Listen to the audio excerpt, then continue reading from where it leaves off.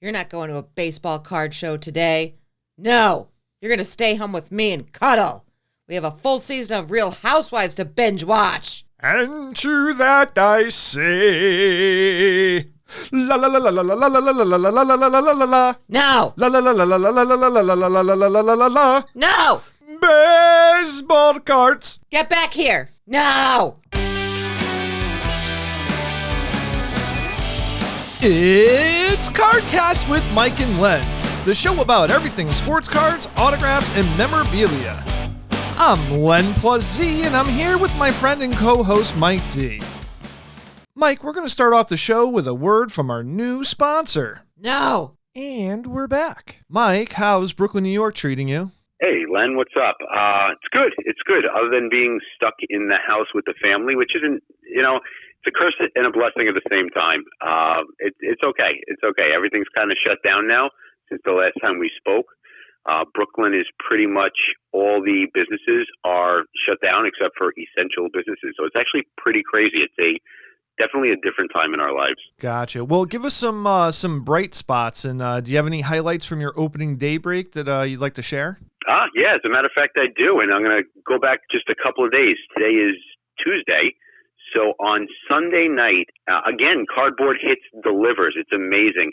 This product is, it's I wouldn't say it's hit or miss. It's usually hit. The vintage breaks were amazing. We actually went back to back on 1966 Topps Mickey Mantles. Unbelievable. Love that card. It's a beautiful, beautiful card. And it's so funny because we did one early in the evening and we got the mantle and I had one more box to do. And I did it again. And again, the mantle came out and you get these cards for $1 in my breaks.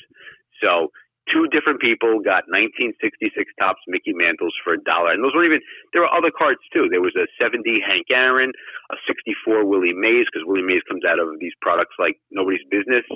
A 61 Roger Maris, a lot of good stuff. That was just one of the breaks. On top of that, and I forgot to mention last time we talked about breaks, I wanted to mention one of the cooler breaks that I do, and I'm getting some more in if anybody's interested. I have the license plate breaks. And these breaks are random autographed license plates from different movies and TV shows over the last, 40, 50 years, whatever it may be. And we actually pulled some amazing ones, including Bob Odenkirk, if you remember him from Breaking Bad. Now he's the Saul Goodman from Better Call Saul. Yeah, and then we got I'm going to try to keep it clean here, but Ass Man, if you guys remember the Ass Man from Seinfeld, and it's actually a Jerry Seinfeld signed Ass Man license plate. How cool is that? That's fantastic. Yeah, it's really good stuff. On top of that, I did a 63 Topps set break. The box is a set break box. There's a company called sportscards.com, and I'm going to give them a plug because their stuff is amazing. They buy tons of vintage sets and then break them down into 40, 45 different boxes. And they put about 15 cards, 10 to 15 cards, depending on the year of the set, into each box. And they guarantee you a Hall of Famer and a high number card. And then I do breaks with them. I have no idea what's in there. And we do it for a lot of the times like 40, 50 cents a spot. It's crazy. And the cards are beautiful. They take like these gorgeous, I would say at least ex-mint to mint or to near mint sets, and they break them down. And we pulled a really cool 63 Billy Williams as the cards are beautiful. These are absolutely, every card is gradable, so that's really cool. And then in one of the breaks, I created a baseball, the opening day baseball break, where it's $2 a spot. You get, there are 5 cards, 30 spots. It's really, really cool. We pulled just yesterday, we pulled a Duke Snider autograph card, on-card auto. So really cool stuff coming out, and, it's just going to continue. Duke of Flatbush. And, the Duke of Flatbush, yeah. Every time I do my breaks, I tell people I'm like a mile from Flatbush Avenue. The old Ebbets Field was down a ways, but still, I'm pretty close to where it used to be. And it's funny, not to veer too far off, but I remember going to a trip with my daughter, and we actually passed by, and there are buildings there, and they actually have a sign that says, "This is where Ebbets Field used to be." So pretty cool, just to throw that out there. But enough about me. Tell me about you. What's going on in the land of vintage? Well, yeah, I just had some of the auctions close last night, and it's kind of like a cool concept. It's almost like I was kind of thinking of an analogy. It's almost like farm to table. You know, you send the cards into PSA, they come back rated. You do a box, you know, a open and reveal, and then you know, if people are listening and they want to click on the link below, they can actually check out the auctions, just see how they're doing, or they could bid on them themselves. So it's kind of neat to see that, and obviously there's going to be a lot more to come with that. We did have a question from one of our listeners in reference to actually the breaks. But before we do that, we just want to really thank the listeners out there who listened, liked, shared. We got really good feedback. But one of the questions that we had was, can you define the break in the break room? Like what do you actually, how does that work? Okay, so the breaks pretty much run the same each time. There's an item, and we'll have a certain number of spots. So I'll take, let's say, for instance, my opening day break, something that I created where I had talked about it in the last break where we hit a Mike Trout baseball. Basically, what I did was I have a run of 200 separate items. I'll take an item, and I'll say, all right, guys, there's a player or a person, some sort of celebrity or sports figure in here. Their last name, I have a list of all the last names, and you could actually break it by last name. So what I do is each name, each letter has a price.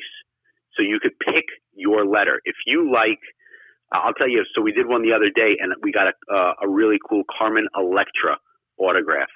And she's one of the celebrities in the break. So if you had taken E for a certain dollar amount, you would have won Carmen Electra. So it's basically a breakdown. So in other words, you're not buying the whole item. You're not spending crazy money on a Mike Trout baseball. But if you want to take a shot with Mike Trout, you could spend just a little bit of money and possibly get Mike Trout if he comes out. So that's kind of how it works. That's how breaks work. Every break room is very similar. A lot of breaks will go by team. If you're a fan, I'm a big fan of the Yankees. If I wanted to, and I do get into breaks with other breakers. It's not just me who does this. There are a lot of people who do it. So a breaker will typically say, okay, all the teams are up for sale. We're going to open a case of 2020 tops.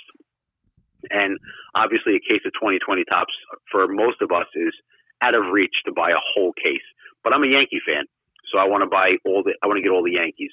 So I'll spend a certain amount of money, whatever the person's asking for, and I will get all the Yankees in the box break, meaning every single card that comes out of all the boxes. It's basically the same with all the other ones that I do. It's just, so some of them are different in terms of how you're going to do it. Like I said, one is by letter of last name, some is by team, some is by actual person. I've done breaks where you get a specific player from the set. So I keep it really cheap, where maybe you get a player for 70 cents. Like I said last time, there was a Tom Brady. Someone got Tom Brady, and Tom Brady came out, and they got a Tom Brady 1 of 1, meaning that's the only card made. It's actually a printing plate, which is used to make the card, which is really cool. And they got it for 70 cents. So hopefully that clears it up a little bit. And I would just say, come to my room, check it out. I never ask anybody for anything. I do freebies in the room. So opening day break room. So you can just type in opening day on Facebook and find it, and you will see. You'll see how it works. It's pretty cool. Just watch the videos. We'll have a link in the description, and thank you for clearing that up, and thank you for the listener to send that question. Keep the questions coming. You can comment below, or you can hit us up at cardcast@gmail.com. Now we have I'm really excited today because we do have our first guest on today, and he's our friend. He's a longtime dealer and show promoter, and Jimmy Ryan will be on. So we're gonna take a pause right now. We're gonna get him on the phone, and we're gonna have some great conversations with him. So Hold on one second. We'll be right back. And our special guest for today has been a baseball card dealer for 33 years, a show promoter of one-day and multi-day shows for 17 years. Please welcome our friend and one of my mentors, Jimmy Ryan. Good morning, guys. Thank you for having me on the show. Well, thanks for being on the show. Yeah, definitely. Thank you. You know, being that you're our first guest and being that you have just such deep roots in the hobby, what was the first moment that you got involved with baseball cards, not as a dealer? As a kid, collected them as a kid. I was born in 1965, so I had about an inch worth of 1971s, about 2 inches worth of 1972s, and about 3 feet high of 1973s. So as a kid. Did you trade with your friends, or did you write your names on the cards or anything like that? Oh, we did everything. We used to flip the cards, scale them against the wall, flip for colors. Remember, back then there was no video games or anything. So on a rainy day, basically you stayed in your house and you sorted baseball cards. That's one of the things you did. It's what people should be doing today. Yes. And I remember getting my allowance money and going and taking a ride up to Shane's 5 and 10 up on Deer Park Avenue, about a mile away, and getting a soda and a bag of chips and going into the Shane's 5 and 10 and buying baseball cards. Very cool. That is awesome. Yeah, that is amazing. Think of all the Mike Schmidt rookie cards you must have had. When I got back into it, which is later on, I'll go into that in a little bit. When I got back into it, I actually had 4 of them when I was a kid. But I do have one funny story about going up and buying cards. It was 1976, so I'm going to be 11 years old then. Take a ride up to Shane's, and the lady goes, "No, we don't have the new cards in yet." Because the cards came out around the March time frame, somewhere around there. She goes, "But all we have is the 1975, last year's cards, and they're half price." And I remember looking at her and going, "We don't want them. They're the old cards. We want the current stuff that's coming out." Right. If only we would have known, right? Oh Right. my God. If only we would have known. So that was the having the cards when I was a kid. So now you fast forward to around 85 or so. I'm at work one day. I used to work for a company, a manufacturing company, and work. And one of my friends says to me, he was about 15 years older than me. He goes, "I'm going to go to a car show." I thought he said car show. He meant card show. I said, "What are you talking about going to a card show?" He goes, "Baseball card show." He goes, "I trade baseball cards." I said, "Really?"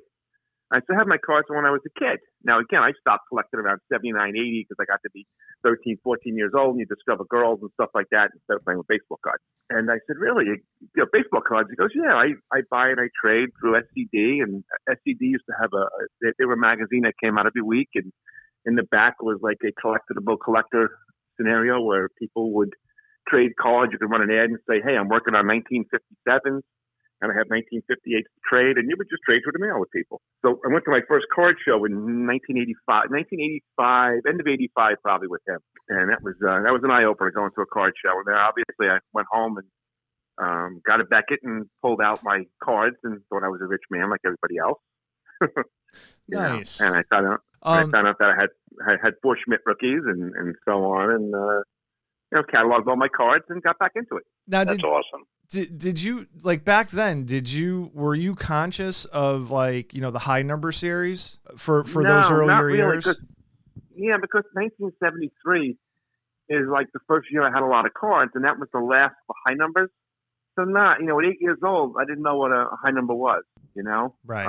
When I was collecting them. And then in 1974, they ended up just being all one series. I do remember something as a kid, which you guys might get a kick out of this. In 1974, Hank Aaron obviously breaks the home run record. So the number 1 card in the set in 1974 didn't come out until a little bit later because it says all-time home run leader on it. I do remember my mother used to bring me home cards from the store when I used to do my chores around the house. That was my payment for my chores. She picked me up baseball cards and so on. I do remember walking down to Little League practice with a pack of cards in my hand and opening up and got the number 1 card. And I went, "Hey, I'm finally done with that set." And that was 1974. So it's funny how, 9 years of age, I still remember that, so it's pretty funny. That's great. I hadn't, Lenny, did you know that was even the case with the Hank Aaron number 1 card? I had no idea. Like, maybe you didn't live through it. I didn't. I didn't, but I remember I had the entire set, and that card we didn't have. And now looking back, it just makes sense that they couldn't put the all-time home run king out until he broke the record, I guess. So I'm assuming it was just printed later. Yeah, maybe. Because I had everything else. I mean, Interesting. I could be wrong on that, but I know I didn't get it till later. Now, Jimmy, did you know that, if I'm not mistaken, that was like the first year that Topps actually fooled around with a factory set? Because I actually ran into one out in California. And it was a factory set, and I think it lists in the guide, and I could be wrong that it is the first year, but I'm pretty sure that might have been the first year, and then they didn't do it again till later. I have seen 74 and 76 factory sets. I've never seen 75 factory sets. I know they had presentation sets earlier that they gave out to people that worked at Topps. You know, I've seen 1962 presentation sets, 1963 presentation sets, but I have bought in collections over the years of becoming a dealer. I have bought, one gentleman actually had 274 factory sets and 10 76 factory sets. Oh my God. I've never seen a 75 factory set though. Wow. Well, you would think it would make sense because 74, what Jimmy was saying, it's the first year where there's no high numbers, so you could get the sets out quicker. Right. More people would be able to buy it early on. So it makes sense. Now, Jimmy, when did you first start setting up at baseball card shows? So my friend Bob, who I told you I was working with, who got me to go to a card show, said to me one day, he goes, hey, if there's a local card show down in Islip, it's in a VFW hall. He goes, do you want to come set up with me at the show? He says, I'm going to try to sell some of my cards and get money to buy other cards with and stuff like that. And I said, sure, I'll come set up with you. So I split half a table with him. I split a table with him, so I had half a table. And I brought down my doubles and triples I had from when I was a kid, because obviously when you're a kid, you're just accumulating. You're really not going out and searching for certain cards. And the first card I sold was a 1977 Jim Rice card. I remember that. First card I ever sold. And we set up down there, and that was in, I'm going to say, March or April of 87.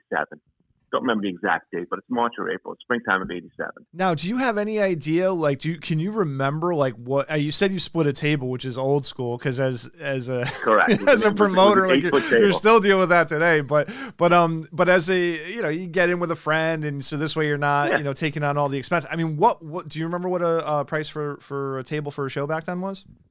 I think we paid $35 for the table, if I'm not mistaken. That's very close to today's like smaller one-day shows. So that's a lot of money back then in '87. Yeah, this was a VFW show. It probably had, I can't remember exactly, but it probably had 35, 40 tables in it, 8-foot tables, something to that effect. And I'm sure you did $1 million that day. $58. So in 1987, I'm sure. Being that you were there and you're doing your first show and you probably got there early, and I'm sure there was probably a little bit of a line of people going on. What were, what were some of the conversations that you were gathering? Do you remember any of that stuff? The hot items the hot cards at the time was Dwight Gooden rookies, Jose Canseco rookies. Don Mattingly was very, very hot. That was a hot card. And everybody was excited about the 87s coming out because that was the year of all the rookie cards. So many rookie cards inside the 87 top stuff. So everybody was looking for that kind of stuff. Do you remember what the prices were, what these cards were going for at the time? Oh, yeah. Well, I can timeline that to probably like 87, 88, 89 in that era. I remember trying to buy Jose Canseco rookies, the 86 Sunrise, for $125 to try to sell them at $150. Wow. That's how hot that card was.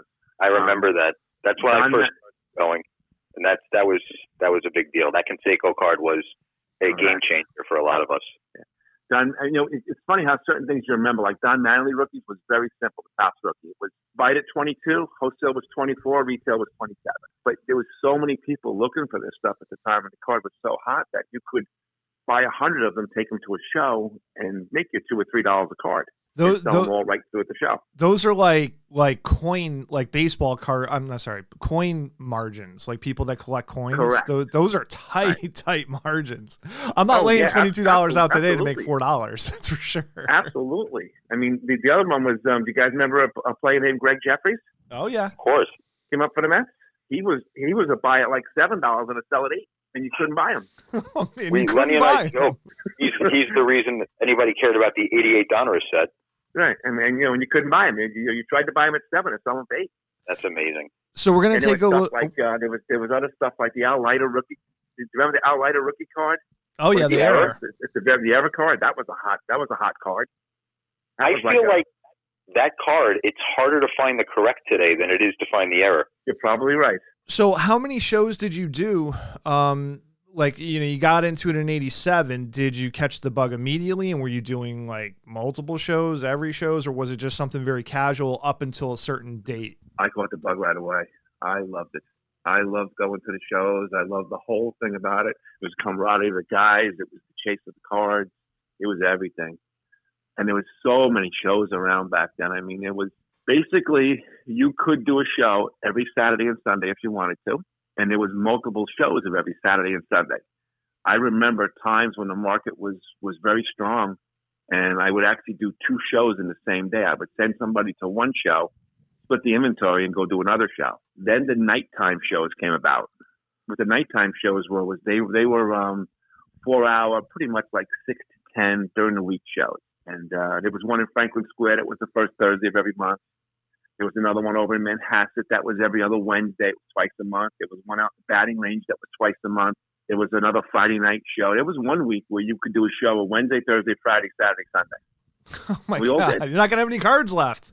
and we all did. I mean, I remember going to work, and again, working for a company, I had to dress in a suit every day, and I remember putting my cards in the car, and then leaving work at 5 o'clock, getting to the show as fast as possible, setting up in 10 minutes, taking my suit jacket and tie off, and dressing down to suit pants and a button-down shirt for a card show. You're probably the fanciest guy there. Yeah, it's funny you say that. There was a bunch of guys that were doing the same thing after work. The market was so different back then, and everybody had the bug. So you went and you did it. Yeah. In 1994, we have the baseball strike. Was there a worry with you and other dealers about the hobby at that time? There was definitely concern.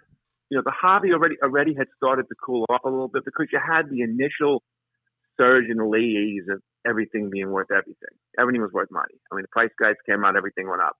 So the hobby had already started to calm down a little bit, flatten out, I guess is the right word, which it has to. Not everything can keep going up. It's impossible. You can't have a card go up every single month in the price guide for the next 10 years. It's just not going to work that way. So there was a concern, but there were still backbones to the hobby. If you bought the right stuff, you bought sets. At that time, I was doing vintage cards. Vintage was very strong, still a hobby.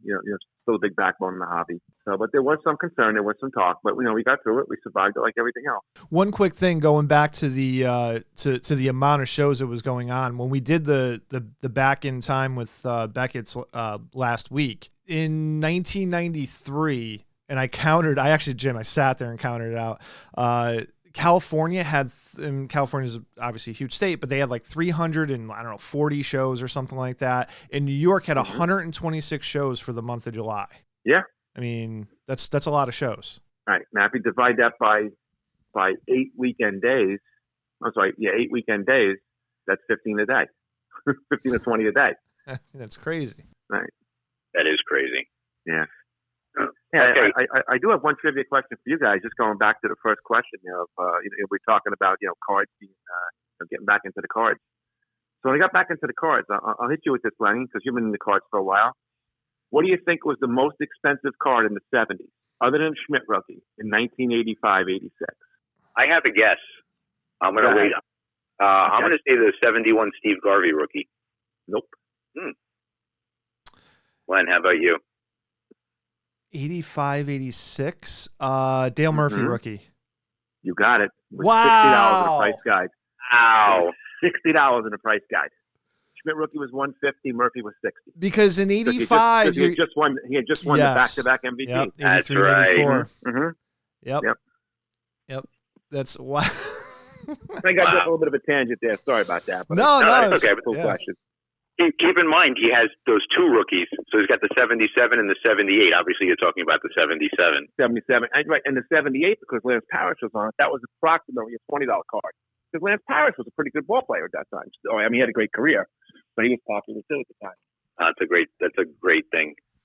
I want to bring up, Jimmy, in 1995, this little company called eBay was created. Yeah. But it really didn't start to pick up steam until maybe like 97, 98. But now it's a part of everyday life, especially for buyers and sellers of cards.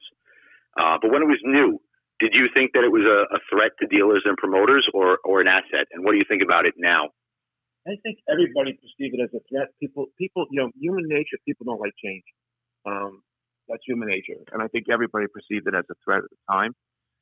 But as far as it goes today, you have to use it as an asset. It has to be an asset. It's not going to go away. And yes, at the same time, shows slowed down a little bit. Shows disappeared a little bit because you just had the market just calming down. Plus, you had eBay coming out. And yes, some people can sit home and buy it on the computer, but people still want to come to a show and still see stuff too. Yeah, I felt that, in 98, because that's when I don't want to say first started doing shows. I started doing shows, I think, in 96, 97. And it was coming out. I remember dealers complaining like it wasn't like the good old days, I guess like 10 years ago, right? Yeah. But the interesting thing was, talk about throwing a lot of information. In 98, baseball was back because you had the McGuire, Sosa, Griffey chase. PSA, BGS, and SGC were really becoming popular as far as grading companies. Plus all these, it spawned all these other, like, I don't want to call them knockoff companies, but companies that didn't make it. So grading was a big, big thing. And then you throw eBay in there. I'm almost thinking after hearing what you said that there just wasn't enough time to figure out if eBay was going to even matter or not. I guess it's another avenue of selling cards, or it may even brought some extra people to the show thinking, well, if this eBay dealer doesn't know, or if this dealer at a show doesn't know about eBay, maybe I can make some money off of the dealer. And you had some of that. You had some of that going on too. The people would come to a show. Dealers would come to a show and just buy for eBay because they had eBay. They were running at that time. It was all eBay auctions in the beginning. If you remember, there was no buy it now. Right. You remember that? It was all absolutely. The store model didn't really hit, I think, until like 04. I'd have to check that, but I think it was like 03, 04 was when the store kind of first came about, and people could kind of protect themselves, I guess, from just because you didn't know. Like if everything was open auction, there's so much stuff going on in auction. Some things might have gone for way less. Some things could have gone for way more. It's kind of like a catch-22. I remember in 1998, we got on eBay and we started the eBay business. And I remember I used to get in the car and I used to take a half a day from work and drive down to the Valley Ford show down in, it was our largest show on the East Coast at the time. Go down there and spend 4 hours shopping and buy stuff just for eBay. And I used to call it feeding the machine.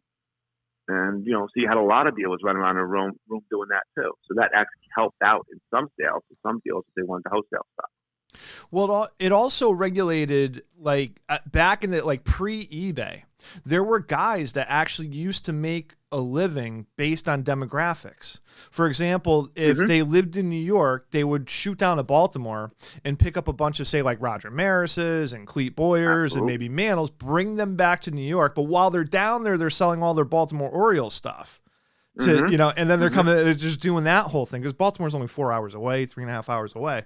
So it kind of like so then all of a sudden things that people might not have seen because of the demographics, now it's like, okay, well, it's just a click away.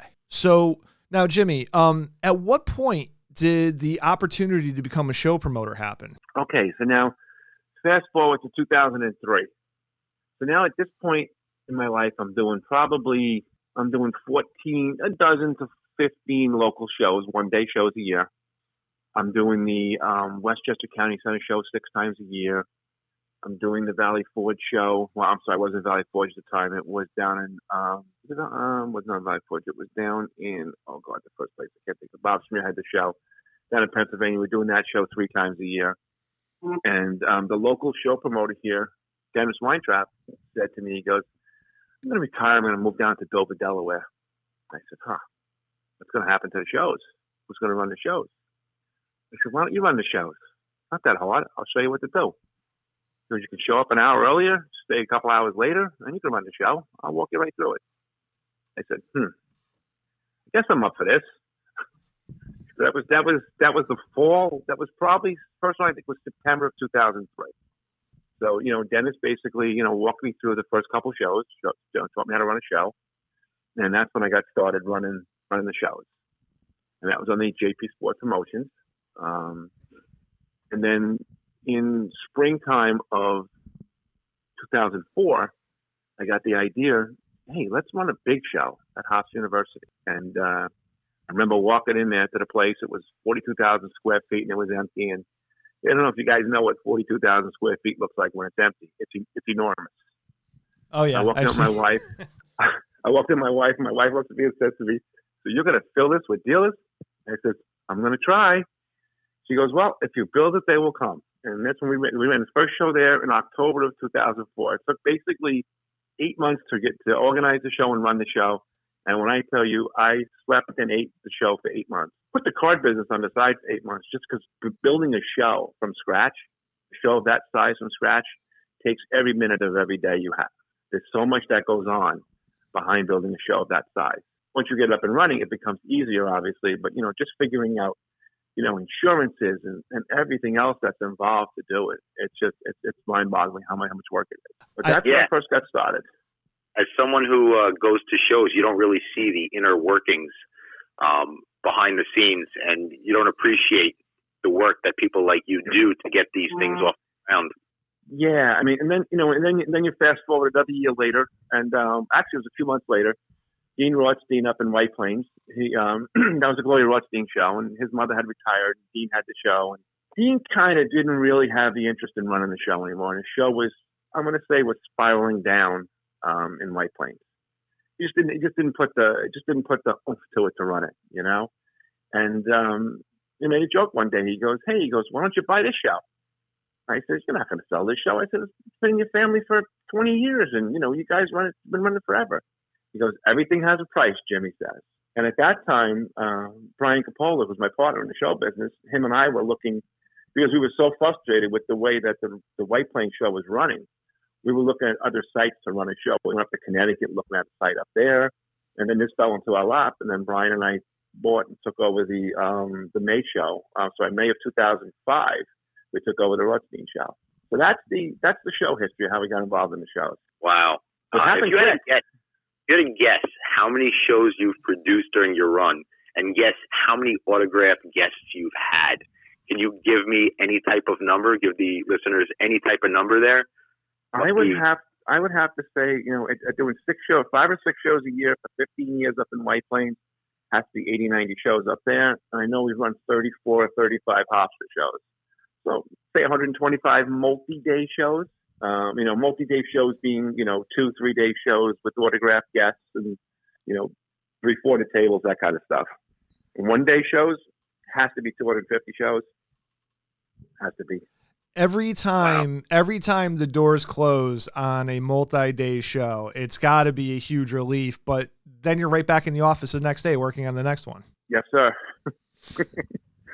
That's correct. We're back in, then we doing everything after the show. So sending all the mail order out and just making sure everybody gets their stuff back.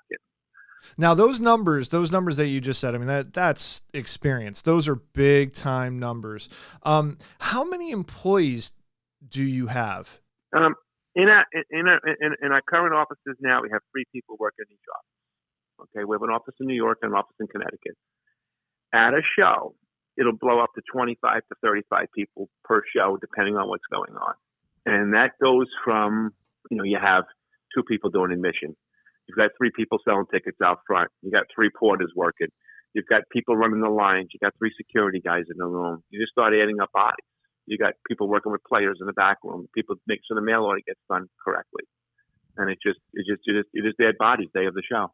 And I feel like when I attend your White Plains shows and Hofstra shows too, that it's like you have the same people there for a long time. So I mean they're really committed to working for you. So you got to be treating them right somehow.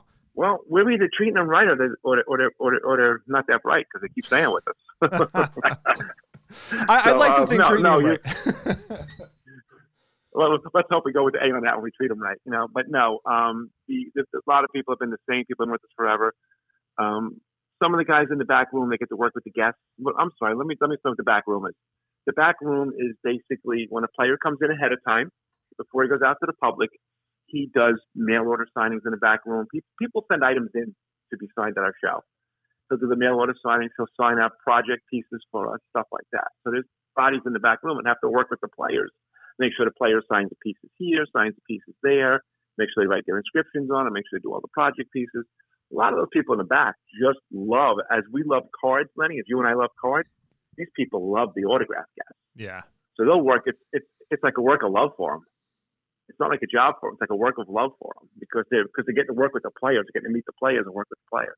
And yeah, absolutely. And they're good at it, and they have to be good at it. If they've been with you that long, they have to be good at what they do. And I'm going to tell you why. Because collectors are very particular. Okay. Yes, so if they're requesting a signed baseball in the sweet spot or an autograph on, say, a batting helmet, it's got to be a certain way. Mm-hmm. These people know what they're doing. So they're looking after the customer. And granted, I mean, human error once in a while, maybe, but the fact that they actually take on, if you're doing East Coast National, I mean, you have to be getting hundreds of pieces of mail. Oh, it might be thousands. If there's 40 or 50 guests and there's 20, 30 pieces per guest, do the numbers. Take 50 guests times by 30 pieces, 1,500 pieces. So shout out to the back room for sure. Absolutely. Yeah, absolutely. Without those guys, we're dead. So so basically to kind of wrap all that part of it up and the amount of effort, energy, and money that you have to lay out to get these, productions going, it's a lot. It's a big expense, and in some cases, I'm pretty sure you got to be worried. Like, hey, are we gonna make money on this show? Like, what's going on here? Well, that's always the challenge because when a player comes in, a player is guaranteed money. So, say a player is paid $10, and you only sell $5 worth of public tickets. How are you going to get the other $5 back? That's where you create your project pieces. It's where you take inventory in yourself. So you always have to balance that out too.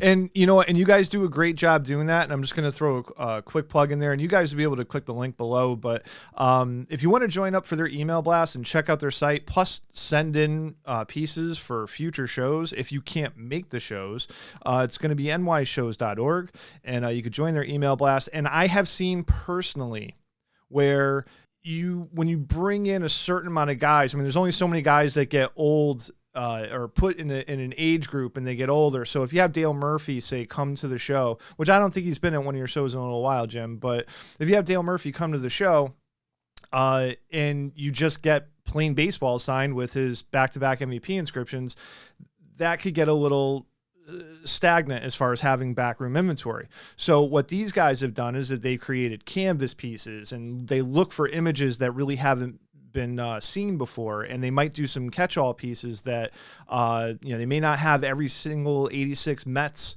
player on an item, but they might have very close to where you can finish the pieces. Correct. That's very cool. Yeah, we've probably had if I had to guess how many guests we've had in, if I just averaged it out at 20 guests per show, figuring in the beginning we didn't have that many guests. And now we've had shows where we've had 60 and 80 guests. It has to be 2,500 to 3,000 guests, something like that we've had at our shows.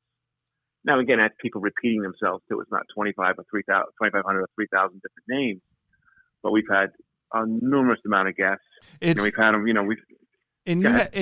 listen, you had to do things on the fly. I know this is something that probably doesn't stick out in your mind, but I happened to, be a fly on the wall and heard this conversation. But like when you had Joe Morgan come in and he ended up missing his flight, but he requested a first class flight on a flight that you already paid for and that he missed. That's a funny story. So what happened was this. So we booked Joe Morgan. Joe Morgan's working for ESPN. So Joe Morgan can't book his flight till the last minute. So it's a funny story. So Joe Morgan books his flight last minute. It's $4,600 to come into the show. Brian and I are going, that's an expense above and beyond. So Joe Morgan says, well, I'll give you some pieces towards it. So we sit down with Joe Morgan at the end and we said, Mr. Morgan, your flight was $4,600. And he goes, well, I'll find some baseballs for you. So this is a props to Brian here. So Joe Morgan was basically getting paid X amount of money per piece to sign. And at the end, if you take an extra inventory, sometimes the pieces aren't worth as much because you're taking in more and more and more and more inventory. It kind of scales down a little bit. So Brian says to him, what could you sign 2 cases of baseballs for us to make up for the flight? Joe goes, 2 cases? That's quite a bit. And Brian gives him the story, well, we already have some of your product we took in. We really don't need more product, but we'd like to get some money back for the flight. So Joe Morgan chuckles and says, and let me guess, you want me to put Hall of Fame on the baseballs too, huh? We said, if you'd be so kind, sir. He says, no problem, guys. So a funny story how Joe Morgan made up for it. It was a $4,600 flight because he booked it the day before.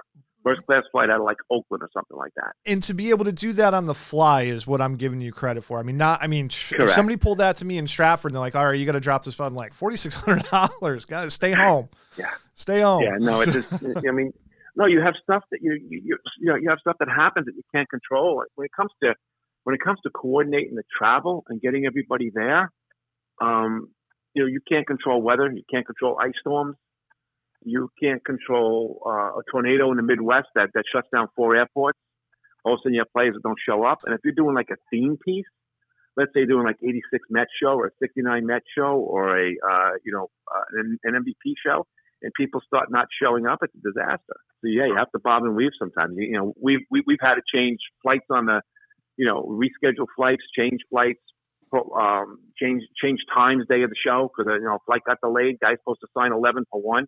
He's not getting in at 2 o'clock. He's going to be signing at 3 o'clock once he gets to the show.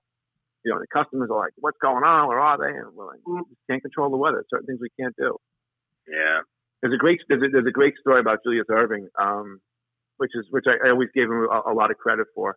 So Julius Erving, we all know how big of a player Julius Erving is and how big of a celebrity Julius Erving is. Oh yeah. So he's flying into the show, flies into Pennsylvania, or he changes planes in Pennsylvania.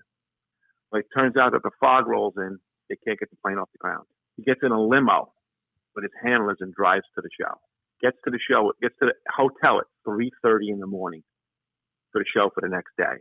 So he comes in and I said, Mr. Irving, I said, thank you very much for coming. I said, I understand you had a horrific day yesterday. You had a 15-hour travel day, a horrific day, and I really appreciate you making the effort to get here. Most people would have gone home. They would have said, I'm not going, and gone home.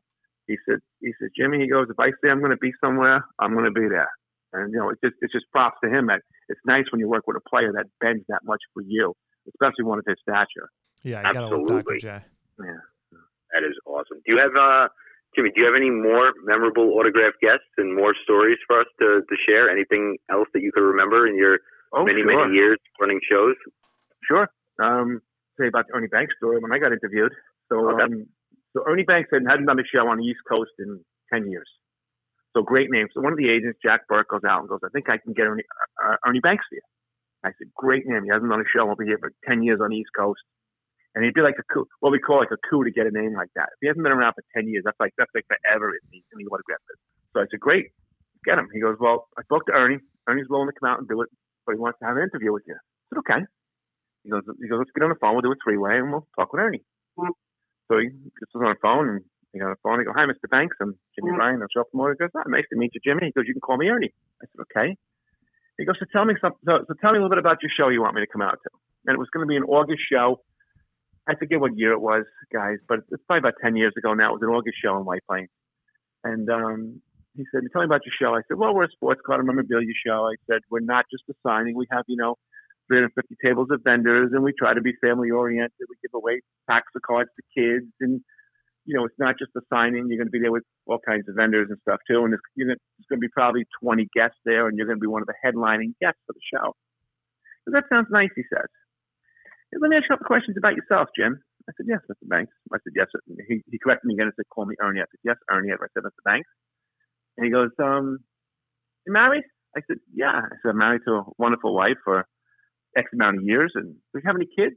I said, yeah. I said, I have a boy and a girl, and they're such and such an age, such and such an age. He goes, that's nice. He goes, you're a family man. I said, yeah. He goes, that's nice. He goes, family is very important. You should be a family man. At this point now, I realize I'm being interviewed by Ernie Banks. So the conversation goes on, and he goes, how about your parents? You see your parents all the time? And I said, well, Ernie, I said, unfortunately, my father passed away, about 20 years ago.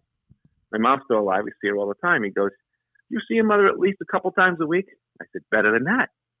I said, she lives with us at the house. I said, we have a mother-daughter setup after my father passed away. We made a mother-daughter setup. She lives with us. He goes, that's nice. He goes, you're a very nice son. He said, that's very, very nice. I said, yeah, thank you very much. He goes, let me ask you a magic question. He says, what about your mother-in-law? I said, I love her dearly. He goes, okay. He goes, you sound like a good guy, Jim. He says, I'm going to come out and do your show, he says, but, I'm an old man now, he said. The deal was going to be 500 autographs. He goes, 500 autographs is a lot for me to sign in one day. So I said to him, Ernie, why don't we do what you always want to do? Let's play 2. Come out for 2 days. He goes, that sounds good. He goes, Jack, get the contract done. I'm going to New York. That's awesome. That's fantastic. My a good friend of mine, he would constantly tell me the story. I guess he showed up in Stratford one time and maybe he might have been a little bit late or had to sign some pieces in the back room. But when he actually got to the table where he was going to do a signing and there was a huge line from him, this was probably like maybe mid 90s or early 90s or something like that.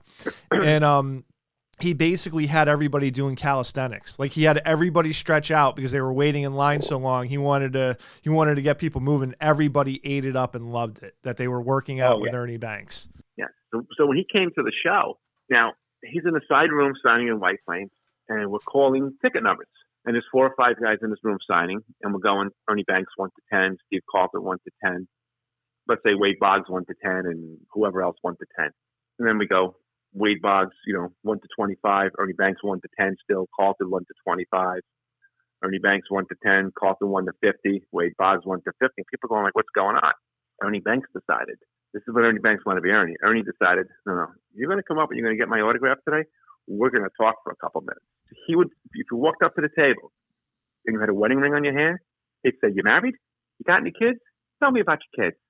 He was spending 2 to 5 minutes with everybody at the show.